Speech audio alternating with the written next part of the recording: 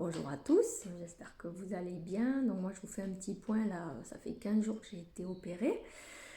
Et donc je me suis dit je vais leur faire un petit coucou pour leur dire comment ça se passe. Et ça va, bon, je suis contente, je reprends doucement la forme après un petit peu de fatigue au départ. Et là ça va mieux, j'ai eu ma fille aînée qui m'a chouchoutée. Et puis maintenant, après j'ai eu une période un petit peu seule, tranquille, où je me suis reposée. Et ensuite j'ai eu Anaïs là depuis une semaine, donc ça va bien aussi. Là je revois la chirurgienne mardi prochain. Donc je m'attends à encore un rendez-vous assez cocasse, hein, parce que bon, elle est... Alors je suis ravie de ce qu'elle a fait, les infirmières me disent que c'est vraiment très très bien, quoi, parce que c'est esthétique, c'est très joli ce qu'elle m'a fait, mais bon, je connais cette chirurgienne, donc j'imagine déjà la scène quand je vais arriver mardi. Donc je vais lui dire bonjour, ça, elle va me faire bonjour, bon, je vois que les résultats est très bien. Très bien, vous avez deux bons gros nichons. Bon, on va pas dire nichons, mais bon. Très bien, la forme impeccable. Mais quand même, je vois qu'il y a une petite différence au niveau du mamelon, là, et puis aussi de la grosseur, une légère différence. Alors ce que je vous propose, c'est qu'on le regonfle, lui encore un peu, et qu'on retouche un peu les mamelons. Voilà, donc on reprévoit une intervention et on reprévoit un gros chèque. Alors, donc moi, je vais lui dire, bon écoutez, vous voulez me regonfler, mais moi, je suis assez gonflée comme ça, hein. Donc non, non, non. On va attendre, parce que bon, c'est super hein, de vouloir ressembler à Samantha Fox ou Lolo Ferrari, mais on va dire que c'était pas mon but premier, hein. Ouais, parce que bon, elle est super, c'était chirurgienne esthétique, mais elle n'a pas compris que moi, c'était pas le but, c'était pas de me refaire les seins. En fait, je suis pas arrivée là en me faisant ouais, moi je veux deux super tétés, tout ça. Non, non, moi c'est parce que j'ai eu un cancer. Voilà, c'est ça. Et que j'ai voulu parce que le cancer il m'a gonflé pendant 1 an et demi. Je dis, ben toi mon coco, je vais pas me laisser faire parce que c'est comme ça, je vais me refaire la poitrine. C'était une sorte de revanche sur le cancer. Voilà. Mais ça m'a quand même. Enfin, je veux dire, il faut quand même réfléchir. Pour ça d'ailleurs, je voulais parler avec vous de tout ce qui était rapport à la féminité qui nous touche là, quand on a un cancer du sein, et je pense qu'il y a des gens qui ne le réalisent pas. Donc ça, le cancer du sein fait que ça nous touche énormément dans notre image du corps et dans notre féminité. Parce qu'on se retrouve à perdre nos cheveux. Donc voilà, on a la boule à zéro. Alors en abo, hein, moi je me suis mis des jolis foulards, des jolies franges. J'essaie toujours d'être toujours très coquette, hein. Mais bon, voilà, on a quand même plus de cheveux, hein, voilà. Donc ça fait bizarre de ressembler d'un coup à Sinead O'Connor, voilà, c'est très bizarre. Ou moi j'adore hein, Sigourney Weaver dans Alien 3, elle est chauve comme, voilà, j'adore cette femme. Mais bon, voilà, c'est... Donc là, je me suis dit, bah, t'as un alien et tu es Sigourney Weaver. Ouais. Mais bon, n'empêche que c'est pas rigolo. On prend du poids avec les traitements, voilà, on a des kilos en trop, on nous dit toujours ah mais je croyais que le cancer ça faisait maigrir. Eh ben non, hélas, j'aurais mieux aimé maigrir, mais non, j'ai grossi, j'ai pris 10 kilos ta race. Voilà. Donc voilà. Et après, voilà. Et puis, beaucoup de femmes perdent un sein, voire deux. Des fois, elles restent comme ça parce que, voilà. Ou alors, des fois, on nous enlève la tumeur. Mais quand même, ça nous modifie le sein. Donc après, on n'est pas à l'aise. On trouve que nos seins, ils sont pas pareils. On n'est plus à l'aise, tu vois. Les femmes mariées, elles se disent à leur mari, tu vas toujours m'aimer parce que je suis pas pareil. Voilà, on a quand même... Et si on est seul, on dit, je vais encore ken, comme ça, là. Enfin bon, voilà. Donc c'est quand même une épreuve. Puis on nous dit, la reconstruction, allez, faites la reconstruction, c'est mieux. Moi, on m'a dit, oh, t'es jeune, 45 ans, tu vas pas rester avec un sein. Moi, c'est sûr, je vais pas... Enfin, moi, à mon âge, je me suis dit, je vais pas rester qu'avec un sein.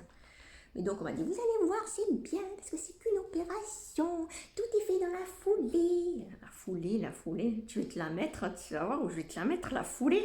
Parce que bon, quand même, après coup... tu te dis l'opération de décembre, 6 heures au bloc et puis 48 heures à douiller hein, parce qu'on t'avait raté la péridurale et qu'on t'a pas mis de morphine. Je l'ai senti la reconstruction. Hein. Bon voilà, après pour certaines c'est pas le cas, hein, ça se passe pas toujours comme ça. Moi j'ai morphé, voilà. Et bon la dernière opération elle s'est bien passée tout ça, mais enfin on t'endort, on t'opère. Eux ils ont beau dire comme si tu essayais des robes, n'empêche que non, c'est pas vrai. je passe au billard, voilà. Donc madame, ma chère chirurgienne chérie, je la vois venir. En plus, elle va me dire, mais vous savez, c'est plus intéressant parce que si vous l'aviez fait qu'esthétique, en tout ça vous aurait coûté 4 000 euros. Parce qu'il faut savoir que quand tu refais les seins, c'est 4 000 euros. 2 000 euros par sein. Alors que moi, là, ça vous coûtera moins cher. Voilà, parce que moi, il faut dire que je suis passée en privé. Voilà. Pour que ce soit vraiment elle qui s'occupe de moi. Bon, c'est bizarre, un peu déontologiquement, je sais pas si c'est top, mais bon, voilà. Donc moi, mes 2 euros ploplo, sont, entre tout, ouais, là, sont revenus à 1 500 € quand même. Donc il faut les sortir aussi, les 1 500 €. 750 € chaque nibar. J'ai perdu 1 500 €, mais j'ai gagné 1 kilo d'énichon. Voilà, c'est... Voilà, d'un côté tu perds, d'un autre tu gagnes. Voilà. Donc je lui dirais, écoutez, ça va, on va rester comme ça. Moi ça me va très bien, je suis contente. J'ai même tendance un peu des fois à basculer, là ça fait bizarre, parce qu'il y a du poids d'un coup devant, voilà, il faut que je... Oui, ça y est, comme un culbuto, là. En ce moment, il faut que je trouve mon équilibre, hein, parce que si je fais pas attention, je fais, je tombe. Voilà. Donc, du coup, ça c'était un peu, voilà, donc je parlais de la féminité. Voilà, il faut savoir, hein, parce que moi, combien de fois, il y en a, ils m'ont dit... Ah, mais c'est super comme ça, tu refais-toi la poitrine et puis comme ça tu vas avoir maintenant t'as une belle poitrine, super. Eh oui, super, tu le veux mon cancer, connasse. Voilà. Parce que bon, voilà, je veux dire, ok, j'ai gagné, je suis passée de 85 B à, je crois, 90 C ou je sais plus, enfin bon, un truc, voilà, gagné 1 ou 2 tailles, plutôt 2 tailles. Mais n'empêche que j'ai eu un cancer au milieu. Voilà, donc si tu veux, fais pareil. Hein. Si on devait, par exemple, revenir en arrière, on me dirait, tu choisis, hein, tu restes comme tu étais avec ta petite poitrine, ou alors tu te prends un cancer et tu as des seins plus gros. Tu choisis quoi? Et bien, je choisis la petite poitrine. Hein, voilà. Dire, faut pas non plus se leurrer, parce que c'est quand même un parcours du combattant, tout ça. Hein, voilà. Donc c'était pour un peu remettre les pendules à l'heure là par rapport à ceux qui te disent mais c'est super comme ça maintenant tu vas ressembler à une bimbo. La bimbo elle a douillé la bimbo, voilà. Et puis après je me suis dit par rapport à la féminité aussi, on parle pas, c'est un peu tabou, mais il y a quand même aussi tout ce qui est sexualité. Parce que bon, ben moi en fait c'est le calme plat, hein, je peux vous le dire. Hein. C'est... Bon, depuis ma séparation en novembre, je suis avec personne, c'est normal, parce que j'ai eu plein d'opérations, de la fatigue, des traitements, enfin voilà, il y a eu le Covid au milieu, en plus, ça n'a pas arrangé les choses. Donc du coup, bon, je pouvais pas trop envisager une relation, mais même sortir avec un mec comme ça le soir pour Ken, parce que voilà, parce qu'on peut avoir envie. Donc, mais ça, c'est un exploit pour moi, parce que d'habitude, je reste jamais plus de 3 mois toute seule. Quand je me sépare, clac, j'essaie. Je prends le premier convenu, hop là, c'est voilà. Tout mon problème d'ailleurs. Donc, mais là, en ce moment, c'est vraiment le calme plat. Donc, j'ai compté, ça fait quand même 7 mois là. Mais alors là, j'en reviens pas. Je suis jamais restée 7 mois en jachère. Voilà, c'est... D'ailleurs, là, en ce moment, je m'amuse des fois. Je fais, il y a du monde là-dedans, dans. Oui, ça m'occupe. Voilà, c'est... Ouais. Donc, du coup, je me suis imaginée, parce que j'ai dit, parce que moi, ça, ma libido, parce que bon, avec tous ces traitements, tous ces trucs, et puis ils m'ont tellement gonflé que voilà, on va dire que j'ai géré, quoi. Mais bon, là, voilà, le déconfinement est là, les seins, voilà, ils sont là, donc peut-être qu'à un moment, je vais ressortir. Voilà. Je vais ressortir et peut-être, je sais pas. Alors bon, bien sûr, si je veux, idéalement, j'aimerais avoir une relation sérieuse. Mais bon, donc si je veux une relation sérieuse, le gars, je vais lui expliquer que j'ai eu tout ça, donc il sera au courant. Mais imagine que là, parce que j'en ai trop envie, et puis parce que je suis fatiguée des mecs et que je veux faire comme eux, une relation sans prise de tête, parce que souvent c'est ce qu'ils te proposent. Je peux m'en casser un peu. Oh là, il n'y a pas écrit I love Ballaruc-les-Bains. D'ailleurs, j'attends toujours I love Rognonas. Il y en a qui m'ont dit qu'ils étaient de Rognonas et tout.